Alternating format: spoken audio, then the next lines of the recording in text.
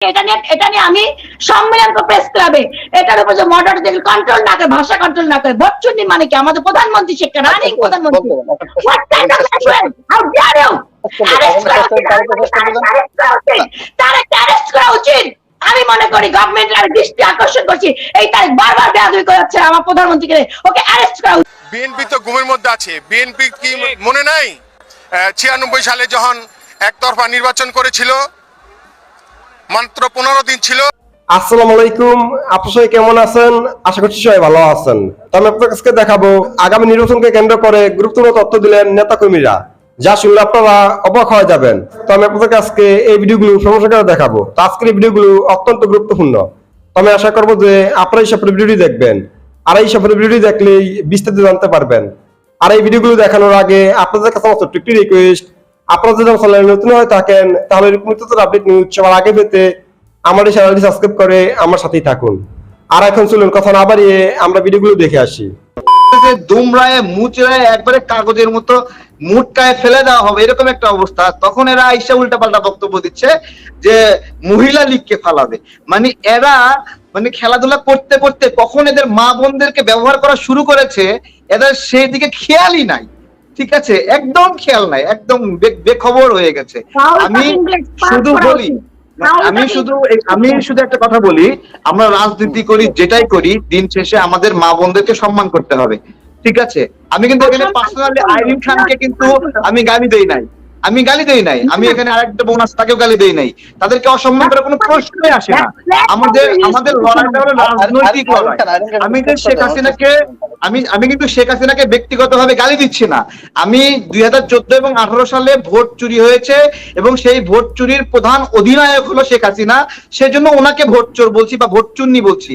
আমি কিন্তু ব্যক্তিগতভাবে ওনাকে ফ্যামিলি নিয়ে ক্রিটিসাইজ করছি না, ওনাকে আক্রমণ করছি না। জাস্ট আমরা বাংলাদেশের নাগরিক, ধরেন 15 বছর আগে একটা সুষ্ঠু ভোট হয়েছে, শেখ হাসিনার অধীনে 15 বছর ক্ষমতা ছিল, এই 15 বছরে কোনো ভোটই হয় নাই। তো যে কোনো ভোট দেয় নাই, নাগরিকদের ভোটের অধিকার চুরি করেছে, তাকে সেফ ভোট চোর মনে হয় বলা যায়। এবং এই চুরিটা যদি অন্য কেউ করতো তাকেও ভোট চোর বলা যেত। অন্য কেউ এরশাদ করলে এরশাদকে বলা যেত, যদি খালেদা জিয়া করতো তাকে বলা যেত। যেই ভোট চুরি করবে, যদি ভাগ সম্প্রসারণ হয়, যে ভোট চুরি করে তাকে কি বলে? তাহলে আপনারা বলবেন তাকে ভোট চোর বলে।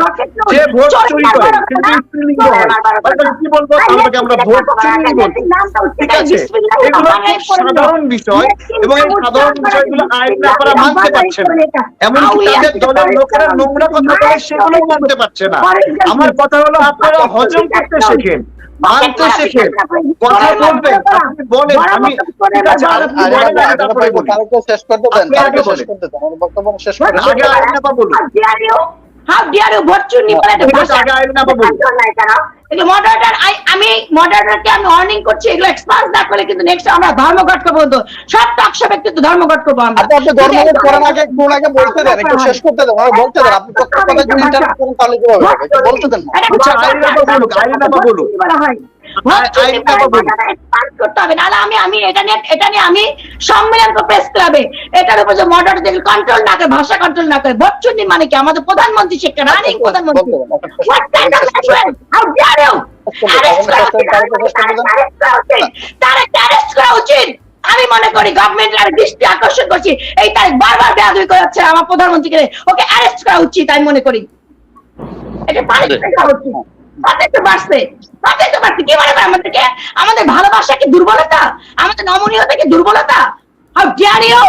যখন যা মুখে আসে তাই বলে যাও, এটা কি তোমার ঘর পাইছো? পারিবারিক ঘর, এটা পাবলিক প্লেস। তোমার না মামলা হয়ে যাবে। আইসি দাঁড়াও, মামলা কয় প্রকার? মানহানি মামলা হয়, তুই তখন ঠেলা পুজো, ঠেলা সামলায়, পকেট নোট, বিকাশ নোট, চোরের মা বড় গলা, ভোট চুন্নি বলো। How dare you! কথা বলো, সাবলীলতার সাথে বলো, রাজনৈতিক ভাবে কথা বলো, রাজনৈতিক বক্তব্য দাও, চিহ্ন রাজনীতি করে রাজনীতি শিখো। কেবল তো 30 বছর বয়স, এখনো কিছু শিখো নাই, আদব কথা শিখে কথাবার্তা বলো। আন্ডারস্ট্যান্ড? আইরিন আপার কাছে আমার প্রশ্ন, যে মামলা কি শুধু তারেক ভাইয়ের জন্যই প্রযোজ্য নাকি সরকারি দলের জন্য প্রযোজ্য? এই মামলার আওতায় কি শুধু বিরোধী দল নাকি সরকারি দলের লোকজনও কি আসবে নাকি এই মামলার আওতায়? কথা বড় মা বোন আছে, আমি সবার জন্যই বলেছি, প্রথমে এসেই বলেছি যে কখনই কোনো মুরব্বীকে বারবার বলি কোন মুরব্বীকে কাউকে নিয়ে অশ্লীল কোনো ভাষা প্রয়োগ করা যাবে না। এবং এক নেতা আমার একটা পত্রিকা, অনেকগুলো পত্রিকা আসছে, কোন নেতা আরেক নেতাকে অশ্লীল ভাষায় বা খারাপ ভাবে ব্যবহার করা যাবে না। এটা আমি সবসময় বলি, এটা আমার নীতি, আইডিওলজি, আমার আওয়ামী লীগও তাই। যদি কেউ ভুল করে সে তার ব্যক্তিগত ভুল, বাট এটাকে কখনো প্রশ্রয় দেওয়াটা আপনার নেত্রীকে নিয়ে আপনার গায়ে লেগে যাচ্ছে, আপনার আচ্ছা, নেত্রীকে মনির ভাই, আমাকে নিয়ে একটু কথা সুযোগ বললে দেন, আপনি অল্প তখন সময় বলে শেষ করুন। নীতি কথা আচ্ছা, শোনাবেন, ধন্যবাদ কিন্তু আপনাদের আমাদের সবাইকে, নেত্রীকে নিয়ে ধন্যবাদ যখন সবাইকে। কথা বলবেন তারেকের তখন বক্তব্য সেই শেষ নীতি করে কথা কোথায় তারপরে যাবে আপনাদের?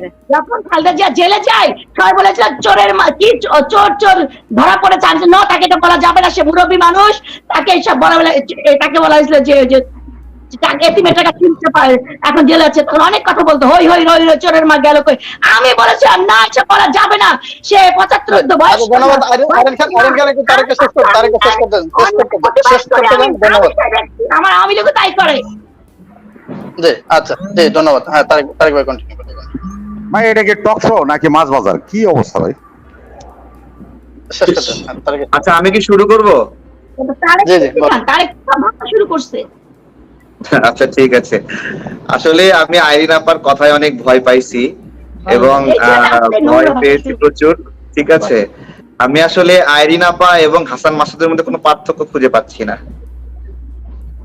আপা মাইন্ড করবেন না, মানে আপনি যেভাবে হুমকি দিচ্ছেন।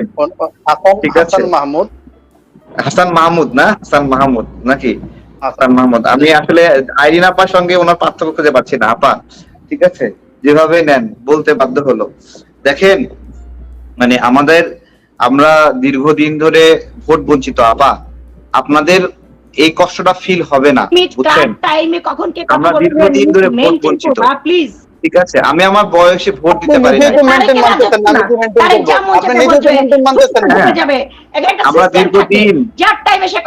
আমরা দীর্ঘদিন ভোট দিতে পারি নাই, বুঝছেন?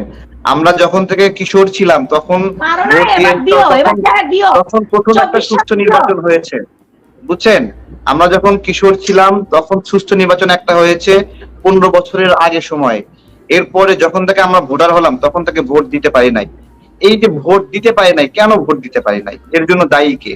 মানে অর্ধেকের বেশি সংসদ সদস্য তারা বিনা ভোটে নির্বাচিত হলো। এটাকে নৈতিকতার কোন মানদণ্ডে আপনি বিচার করবেন? এর জন্য শেখ হাসিনার রাজনীতি জড়িত কিনা আপনারা এটা কিভাবে উত্তর দিবেন? 2018 সালে যে নির্বাচন হলো, যিনি বলল যে আমি বঙ্গবন্ধুর কন্যা, আমাকে বিশ্বাস করেন, সেই লোকটা যখন বিশ্বাস ভঙ্গ করে এবং জনগণের ভোটটা চুরি করলো, আমাদের ভোট দেওয়ার জায়গা রাখলো না, আমরা অনেক আশা করেছিলাম ভোট দিব, আমরা ভোট দিতে পারলাম না। আমরা যখন সেই লোককে বলছি যে বাংলাদেশে ভোট চুরি হয়েছে এবং সেই ভোট চুরি নেতৃত্ব দিয়েছে শেখ হাসিনা, তখন আপনারা এটা মন খারাপ করছেন।